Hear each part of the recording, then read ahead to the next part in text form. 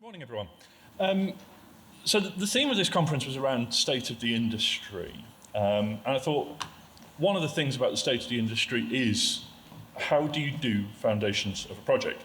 And Matthew actually hit on something right at the start here, saying that no contract is a magic wand. There is no, and he's right. It is one of the foundations, though, of a successful project. And what I'm kind of talking about here are some of the other foundations of a successful project. You can have a partial foundation and the thing will still stand up. Ideally, we want it all to be right.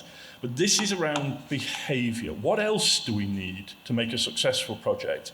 And actually, what else do we need to make a healthy project? Because those are not necessarily the same things. So what I'm going to do here is talk a bit about what is a successful project. How do you define success? And is that the same as a project being a healthy project? Does success necessarily infer health and vice versa? And suggest some metrics around people, profit and process as being ways of measuring this and thinking about it in an NEC context. I think we would all agree that people are dead important in this process. But how can we measure that stuff? And actually, what does it tell us? We spent a lot of time and money as an industry on worrying about project health, whether people are performing well, whether jobs are successful. But what does it mean? Where does this actually lead us? And does it work for everybody? So first up, what is a successful project? Now, if you delve into the project management literature, you can find a million definitions of this. So many ways to think about it. A suggestion, one that essentially just resonated with me as to what constitutes project success. And this one was 5 factors. The citations at the bottom is a guy called Kurtzner. And it kind of fits with our general understanding of the world. So to be a success, a project needs to be on time. I don't think that's in any way a controversial suggestion. To budget. You can define budget however you like there. I mean, money is obviously one very important aspect of it, which we're going to focus on rightly. But there are other budgets in there as well. Most obviously carbon and climate stuff now. But there is a social budget around projects. There are broader impacts. And is it at the desired level of quality? Now, I mean, we're all pretty familiar with those 3 as metrics. Time, cost, quality is 3 corners of a triangle. The things that attracted me to this model, also accepted by the client. So they've got to be happy with the thing, ultimately. It's got to do what they thought it would. And I quite like the client willing to give a reference. So not only do they find it acceptable, they find it good enough that they would say to somebody else, yeah, that was all right, that.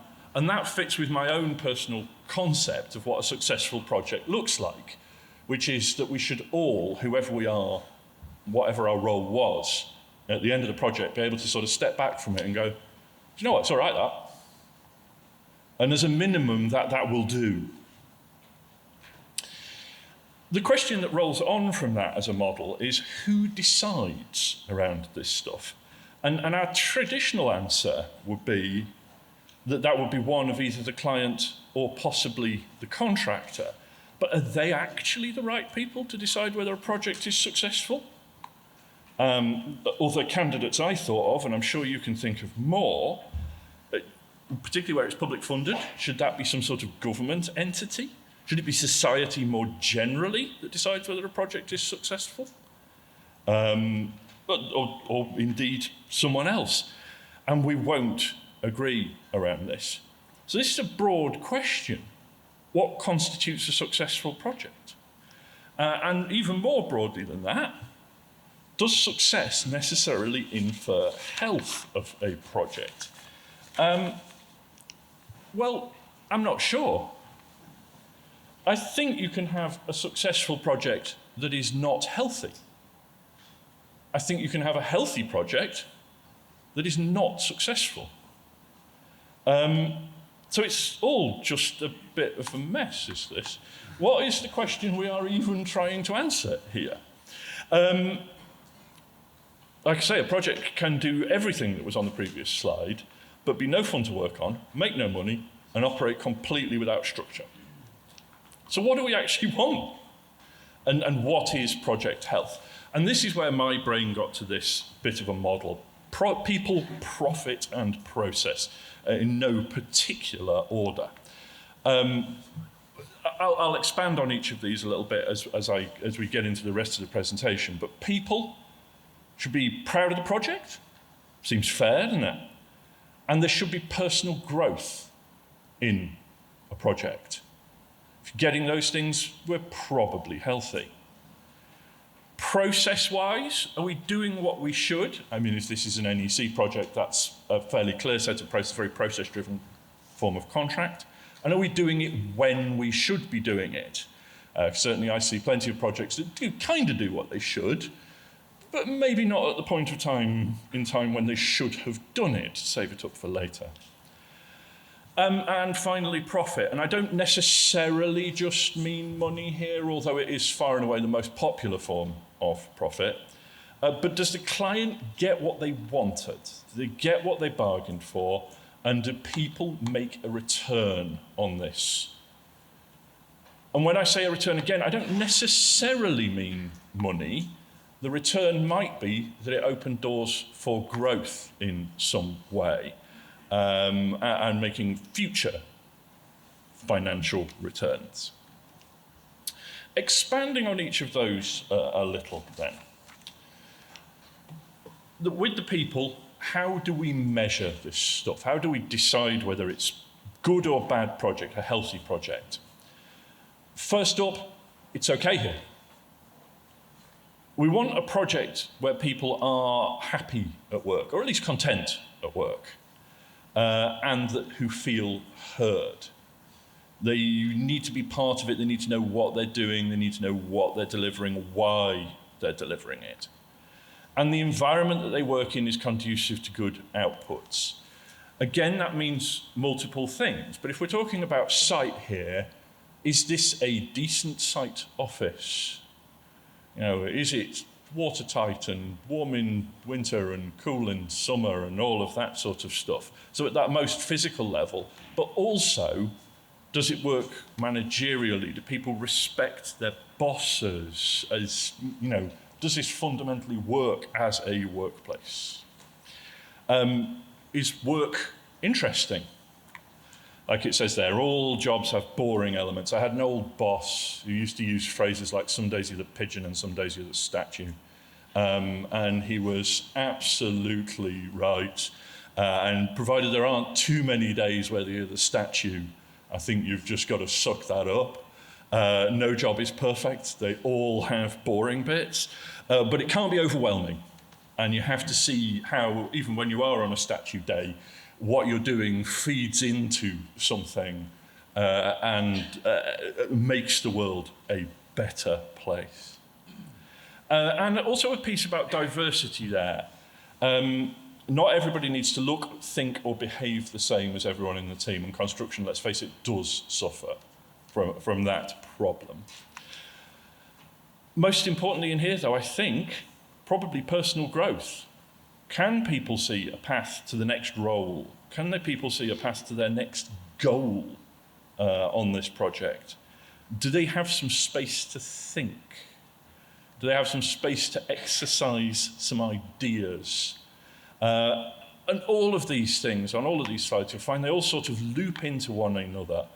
It's okay here, and personal growth loop back to interesting work. If it's going to be interesting, it's likely to be diverse, and so on and so forth. How do you measure all of that stuff? Many ways of doing this which have been seen in industry, and again, you'll see more again. But heat checks. I do quite like heat checks. They only really work on big projects. But ask the team the same questions on some sort of regular basis and monitor the response. Are we on a positive trend? Are we on a negative trend? Really, I don't think you're necessarily all that interested in the absolute numbers here. You're interested in whether people are more happy as time goes by or less happy as time goes by. Is there development of roles? Can people who want to change? Is anyone who is not happy or just bored able to find something else to do on the project, or are we trapped? Is the team reasonably stable? When people do leave, why? If people are going on because there's truly a great opportunity, that's one thing. If they're going because they hate this job, that's another. And the space to breathe piece is a measure for that. Are we doing everything the same way we did at the start? Now, certain things we will set out at the start and get to the end of a job and still be doing it the same way.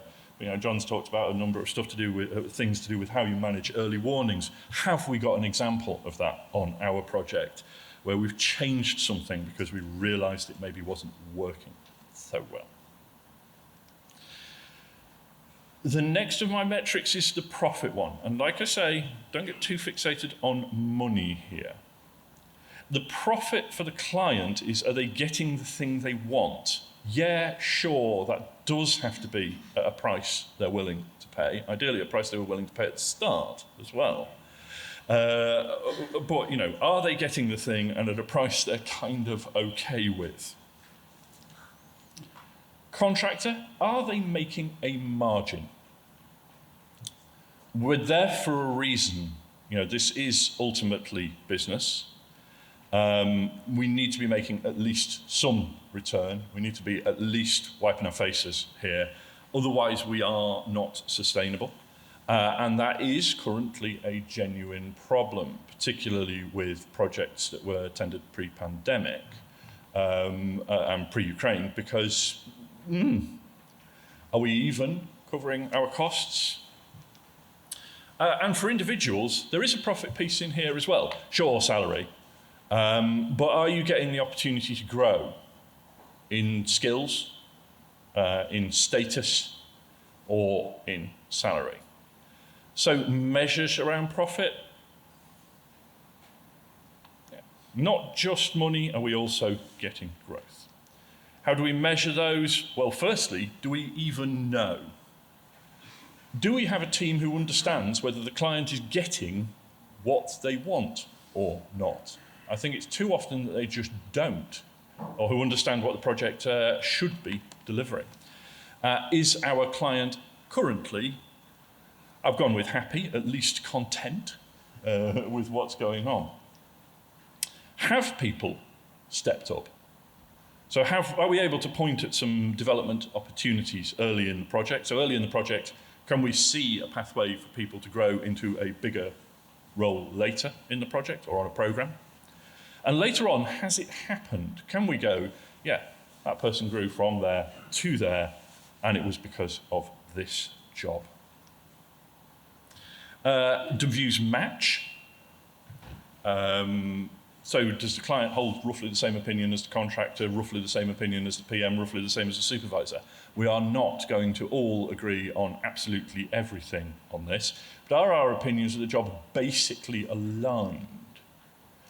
And actually we need to get into the supply chain there as well. We are too ready to focus on those people because they're named in a set of contract data, and they're the people who turn up to the progress meeting. But actually, the people who need to be happy with this project are broader than that. This needs to get into the supply chain. If the happiness with our project at client contractor level is because our supply chain lower down there is getting completely ridden, that is not a healthy thing. And while money isn't everything, it is up there with oxygen. So is cash flowing through this project? Are people getting paid in the right sort of ways? Loads of metrics there. Process. So is this clear? Does everyone understand what the process is? In this being an NEC world, is our program actually used as we would hope that it would be? I would hope I wouldn't get too much disagreement in a room like this that program should be pretty much at the core of the process. Is it? Or is it just a piece of paper that floats around once a month, or possibly not even that often? Relationships and trust, as our measures for process as well. Do we believe one another? Now, if someone can suggest to me a good way of measuring this, I would be delighted to hear it. But jobs that go well are ones where the two parties believe each other and believe that they are acting in good faith. And I've kind of written that up as, do we have 10.1 and 10.2 in practice? And those clauses don't say we always agree. They don't say we're always aligned on every issue, but they do talk about how we behave. Are we, in fact, doing that? And of course, with process, there is a piece in there around hard compliance as well. You could talk about early warnings. You can talk about processing of compensation events. You can talk about, are we hitting the period for reply? You can think of a bunch of other things. I kind of actually think that is the easy bit. You'll notice something that I haven't mentioned on here as a process piece as well, which is earned value, which I'll return to in a bit. So is that all the answer? I've just talked us through a lovely sounding model there of people, profit, and process.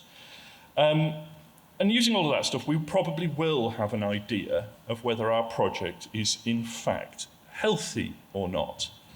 But back to the original question, does health actually equal success? Do you know what? I am not sure we will ever know the answer to that question. All of this stuff, all it can do is contribute towards another foundation of project success. If we have a decent contract and we behave in the right ways, can we prove that that means we'll get better outcomes? No, but it logically follows. If we're doing all of this stuff, we must be more likely to be successful.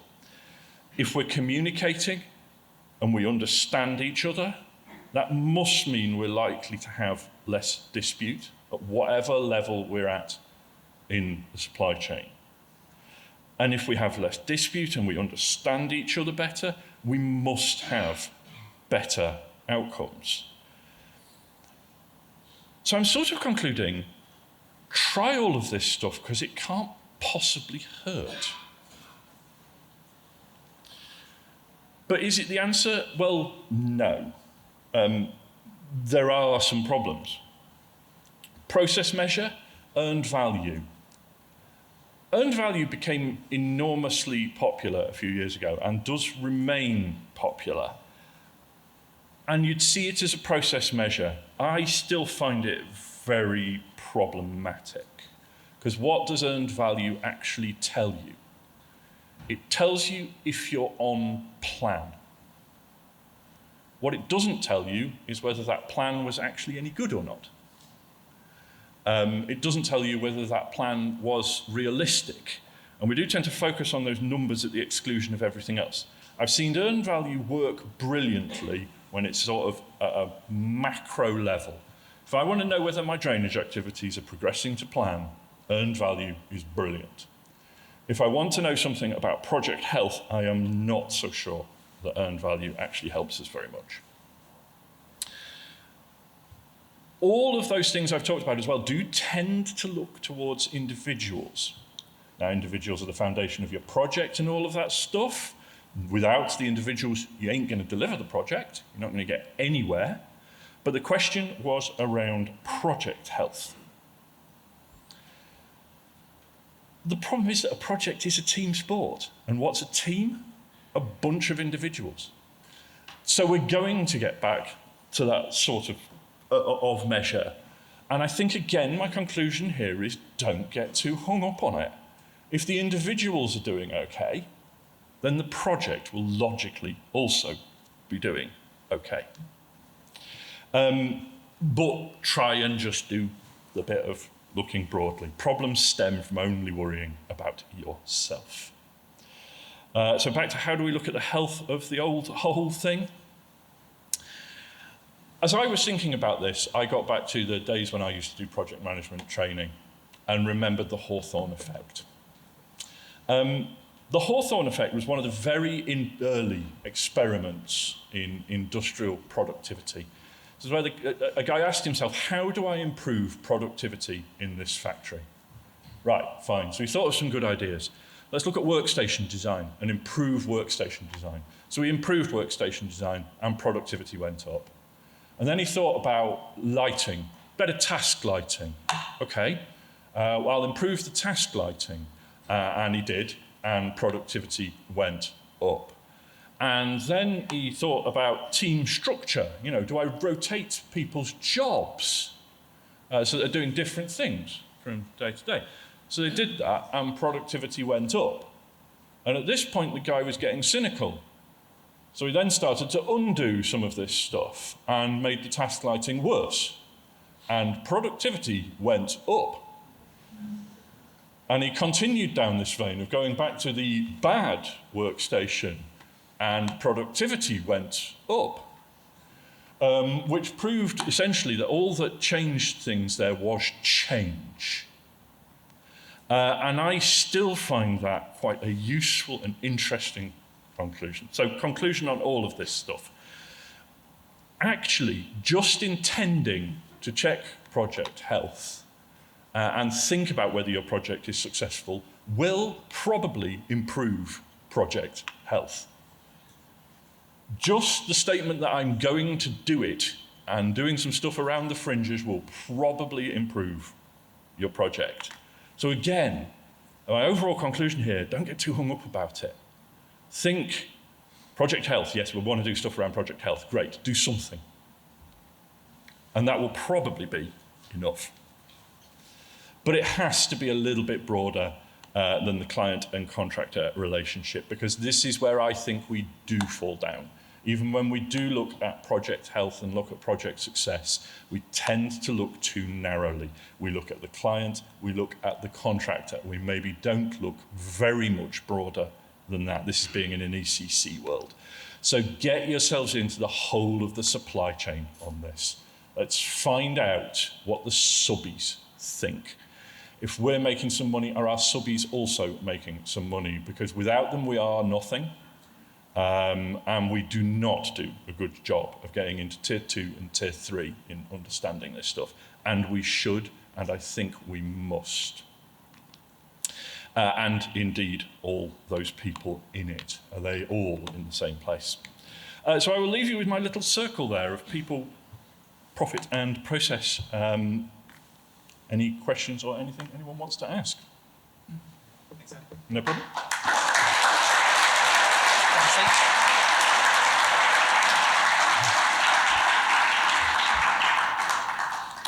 Okay, we've got time for a couple of questions. So if you, the desk mic should be working, Andy. So any questions for Andy on your own views of project health or otherwise? Anything Andy said there? Any questions from the audience? Hi, thank you so much for the presentation. I have rather comment. I think what, for me personally, is missing from all great things you listed in your presentation is social value.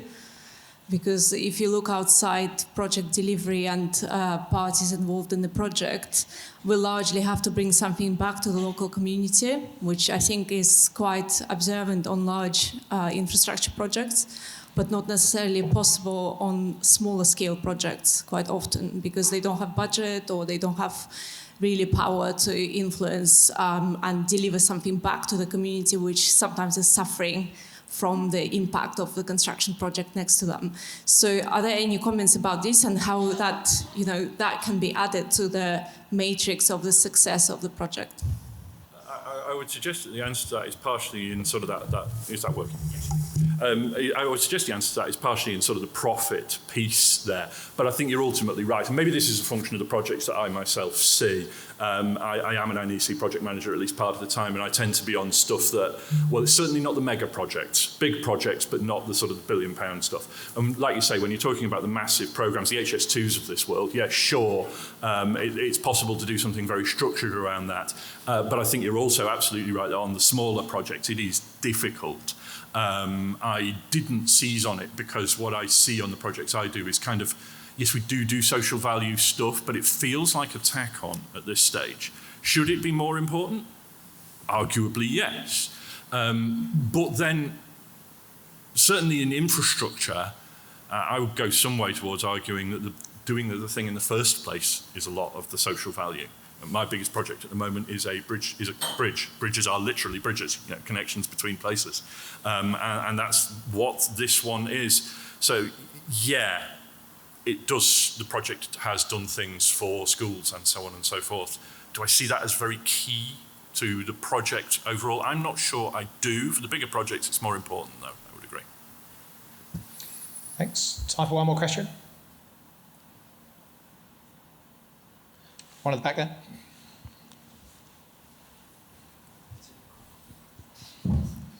Grace. Hi there. Was there any reason you left out health, safety and welfare of individuals specifically? Obviously, if everybody's happy on a project, that's great, but if we're regularly hurting people, that's obviously quite a significant failure. Maybe I'm too quick to assume here. I just take it as a given at this stage of the various problems the industry has. I think the standard out there, certainly at Tier 1, is pretty good. Others may differ. Your mileage may vary. But you can't put everything in these things. Was it a conscious choice to leave it out? No. But why would that be? Because I think it's okay, fundamentally. Yeah, so it's a good point, and I think the important thing to emphasise is, for me, straight away, that is a given. I don't think in this forum we should even need to be talking about that. We obviously do, and it's important. It's so important, it's like the be-all and end-all. So, great point. Obviously, that should be the first and foremost of anything on any project. That is like entry-level second. So, that given, absolutely. Richard, anything to add? I just put a plug in for X29, social value. Can you get it in there, get it into your contracts? Because I think the lady's quite right. People like this industry because we do good stuff. So that is a very large part of the success of the project, in my opinion. Okay, at that point, I'll invite Richard and Barry to come and talk about ground conditions. What can possibly be the problem there?